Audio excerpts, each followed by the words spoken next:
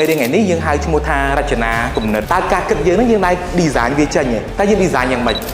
ชีวកម្មបើយើងអត់មានគ្រឹះរឹងមាំទេអញ្ចឹងងាយដួលខ្ញុំមកទៅថាក្រុមផ្សេងខ្ញុំមិនដឹងថាម៉េចតែក្រុមខ្ញុំគឺរឹងមាំល្អស្ពានគាត់trongការអាចជាគ្រឿងបង្គំមួយនៃស្ពានណាធ្វើឲ្យមាំអញ្ចឹងបានវាល្អហើយវាធន់បានយូរ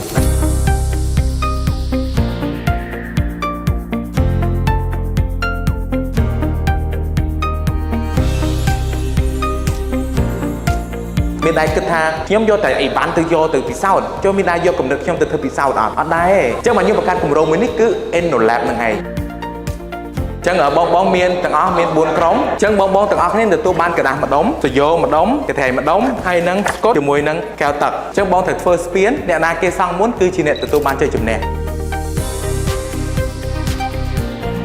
តាមរយៈសកម្មភាពរបស់ក្រុមខ្ញុំនៅទីនេះប្រឹងប្រែងរបស់គ្នានេះខ្ញុំជឿជាក់ថាក្រុមយើងនឹងទទួលបានជ័យជំនះជាមួយការប្រកួតប្រជែងនេះ ឥឡូវយើងចែកគ្នាតតងជាមួយរៀបជើងតម្រំម្នាក់មួយហើយបន្តមកទៅយើងកាត់กระดาษវាដាក់ត្រពីលើហើយទៅយើងតស្ពានហើយយើងដាក់បានយើងត្រូវដូចឈ្នះគេហ្មងដោយសារតែយើងមើលទៅដូចជាត្រូវគ្នា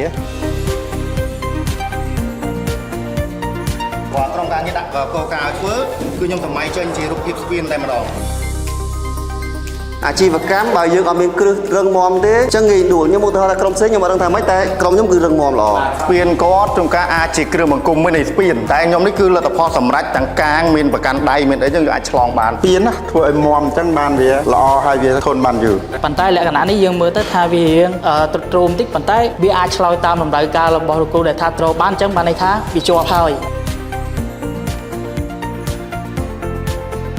mấy đứa ngày ní dương hai chung một tha ra chừng nào cùng nợ ta cả cất dương nó dương này design về chân nhỉ ta dương designอย่าง mình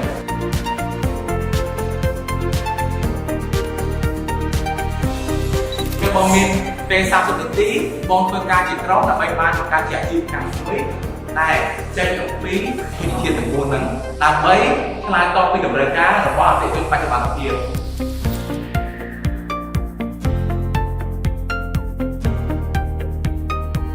យើងយកគ្រាប់ពូជស្លាយខៀវនេះទៅបង្កើតជាអាជីវកម្ម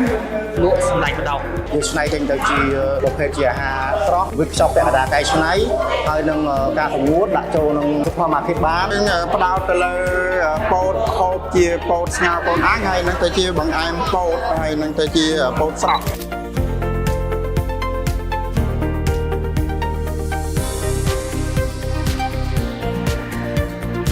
ក្រុមដែលធ្វើបានល្អហើយឆ្លើយតបជាមួយនឹងការរចនាគំនិតមួយនេះអបអរសាទរទៅដល់ក្រុម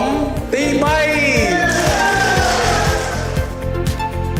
កម្មវិធីនេះបានឲ្យយើងបានមើលឃើញអំពីការកែច្នៃយើងកែច្នៃផលិតផលប៉ុន្តែនៅទីនេះយើងនឹងចាប់ផ្ដើមគិតអំពីការកែច្នៃគំនិតរបស់យើងថាតើធ្វើម៉េចដើម្បីឲ្យ link ទៅលើផលិតផលរបស់យើងដើម្បីឲ្យផលិតផលរបស់យើងវាត្រូវជាមួយនឹងទីផ្សារហើយវាធ្វើឲ្យឆ្លើយតបទៅតម្រូវការរបស់អ្នកចូលរួម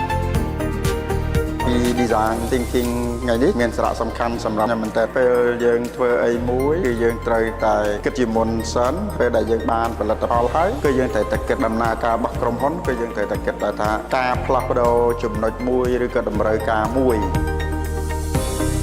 ខ្ញុំចាប់អារម្មណ៍ជាងគេគឺយើងរួបរวมសាមគ្គីគ្នាមុននឹងយើងចាប់ផ្ដើមសាងសង់គឺយើងគិតពីភាពរឹងមាំនៃស្ពានថាស្ពាននឹងធ្វើម៉េចឲ្យត្រូវកែរួចណាយើងគិតមើលថាមូលដ្ឋានគ្រឹះដែលយើងធ្វើនឹងធ្វើម៉េចឲ្យត្រូវកែរួចគិតឲ្យបានគ្រប់ជ្រុងជ្រោយដើម្បីធ្វើហ្គេមនឹងឲ្យបានល្អបំផុត